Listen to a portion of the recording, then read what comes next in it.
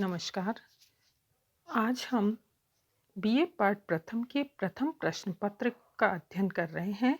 आज का हमारा विषय है सिंधु सभ्यता, उद्गम, विस्तार, नगर योजना, आर्थिक संगठन, कला और स्थापत्य। सिंधु सभ्यता के केंद्र की खुदाई का इतिहास लगभग अर्ध शताब्दी पूर्व तक वैदिक सभ्यता को ही भारत की प्राचीनतम सभ्यता माना जाता था। वस्तुतः भारतवर्ष के इतिहास को मानव सभ्यता के प्राचीन पाषाण युग के इतिहास के साथ ही प्रारंभ माना जाता है, परंतु देश की सुविकसित सभ्यता और संस्कृति का इतिहास हड़प्पा सभ्यता, जिसे हम सिंधु घाटी की सभ्यता भी कहते हैं, से प्रारंभ होता है।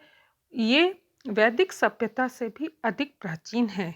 बच्चों, अब हम ये देखेंगे कि सर्वप्रथम 1826 में मैसन नामक एक अंग्रेज पर्यटक ने हड़प्पा के खंडरों को देखा।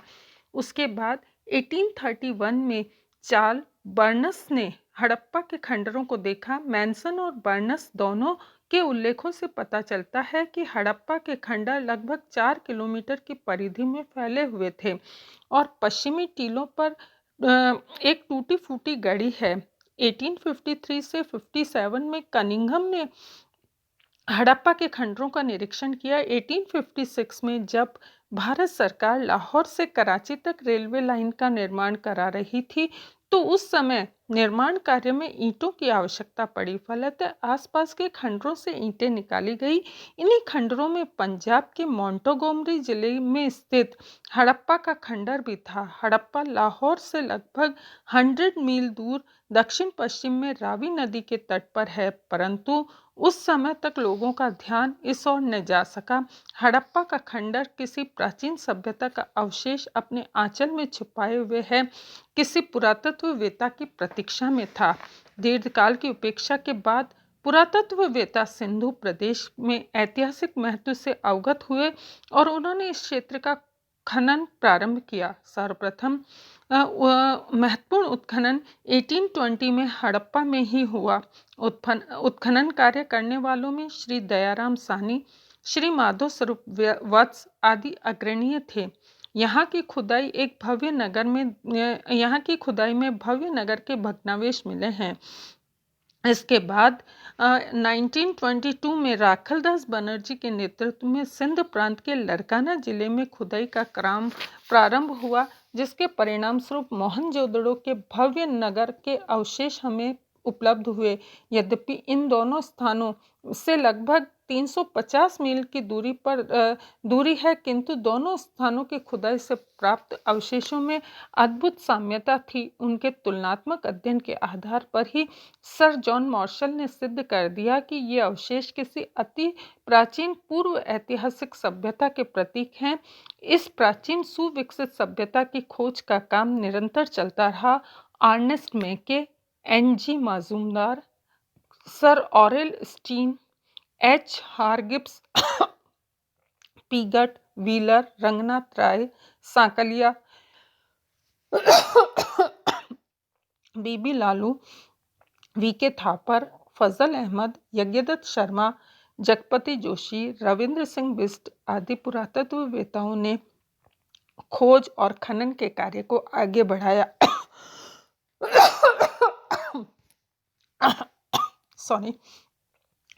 इन लोगों की खोजों से पता चलता है कि यह सभ्यता केवल सिंधु घाटी तक ही सीमित नहीं रही, बल्कि पंजाब, सौराष्ट्र, राजस्थान, बलूचिस्तान से भी इस सभ्यता से साम्य रखने वाले अनेक अवशेष प्राप्त हुए। सिंधु सभ्यता का उद्गम। सिंधु सभ्यता के अध्ययन से संबंधित अनेक प्रश्नों में सबसे जटिल प्रश्न सिंधु सभ्यता के उद्गम का है। इस प्रश्न के उत्तर में तरह तरह के विचार प्रस्तुत किए हैं, जैसे यह सुमेरियन सभ्यता की नींव पर आधारित थी, यह भारतीय आर्यगण द्वारा स्थापित सभ्यता थी, यह द्रविड़ सभ्यता है, यह अपने आप में एक स्वतंत्र स्थानीय विकसित सभ्यता है। उपयुक्त विचारों का एक मुख्य कारण संभवतः यह हो सकता है कि उत्खनन के प्रारंभिक दौर में इससे पूर्ववर्ती विकास के कोई संकेत हमें नहीं मिले हैं। इसीलिए प्रसिद्ध पुरातत्ववेत्ता हाइने गाल्टर की यह मान्यता है कि यह सभ्यता जैसे यदा कदा ही पैदा हो गई, परंतु बाद की खुदाई से इस सभ्यता के स्थानीय उद्गमों के बारे में महत्वपूर्ण सामग्री उपलब्ध हुई है। दुर्भाग्यवश भूमि जल रिसाव के कारण पुरातत्व विज्ञ अभी तक मोहनजोदड़ो के निम्नतम स्तरों के अनुसंधान और खुदाई नहीं कर पाए हैं। ये पता चलता है कि बलूचिस्तान और सिंध के स्थलों की खुदाई में से जो संकेत मिले हैं, वहाँ ईसा पूर्व चौथे और तीसरे शताब्दी में कृषि पर आधारित संस्कृतियाँ विद्यमान थी, जो प्रारंभिक हड़प्पाकालीन सभ्यता के साथ साम्यता रखती है। W.A. Fair service, V.K. कार्दी आदि विद्वानों ने अपनी खोजों में ये मत प्रतिपादित किया है कि इन संस्कृतियों के साथ हड़प्पाई बस्तियों ने लंबे समय तक संपर्क बनाए रखा। चूंकि सिंधु में कृषि का उद्गम बाद में हुआ, फिर भी ये माना जाता है कि ये सभ्यता अति प्राचीनतम सभ्यता है। इसके अलावा हम आगे के उसमें देखेंगे लेक्चर में कि सिंधु सभ्यता के निवासियों के धार्मिक विश्वास क्या थे। इति नमस्कार।